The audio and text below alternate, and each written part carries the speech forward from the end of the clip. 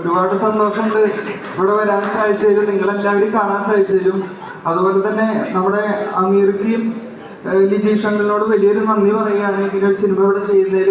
ഞാൻ ക്രൈസ്റ്റ് കോളേജിലാണ് പഠിക്കുന്നത്, 3rd ഇയർ ഡിഗ്രി വിദ്യാർത്ഥിയാണ്. അത്രേ ഉള്ളൂ എന്നെ വേണ്ടി പറയാം.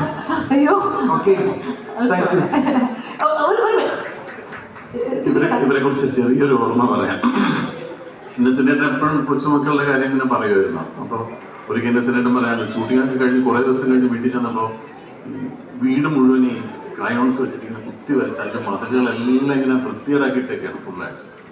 അപ്പോൾ ഇന്നസെന്റേട്ടൻ അതൊക്കെ എൻജോയ് ചെയ്യുന്ന ആളാണ്. അപ്പോൾ ഇന്നസെന്റേട്ടൻ പറഞ്ഞ കുഴപ്പമില്ല, നമുക്ക് പെയിന്റ് ചെയ്യിക്കാം എന്ന് പറഞ്ഞിട്ട് 2 ദിവസം കഴിഞ്ഞ് പെയിൻറ്റേഴ്സ് വന്നിട്ട് പെയിൻ്റൊക്കെ ചെയ്തു. അപ്പോൾ അന്ന് പെയിൻറ്റിങ് എല്ലാം ചെയ്ത് കഴിഞ്ഞ് ഇന്നസെന്റേട്ടൻ നോക്കുമ്പോൾ ഇവനും മോളും അന്ന രണ്ടുപേരും കൂടെ നിൽക്കുക. അപ്പൊ അന്ന ഇവനോട് പറയുന്നു, ഉണങ്ങിയിട്ടില്ല, നാളെ വരയ്ക്കാം.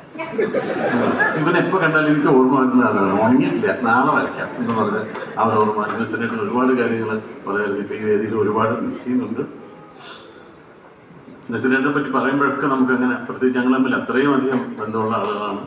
അപ്പോൾ അദ്ദേഹം എവിടെ നിന്നെങ്കിലും ഇത് കാണുന്നുണ്ടാവും.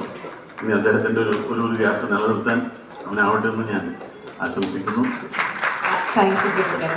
We definitely miss him. It's a moment.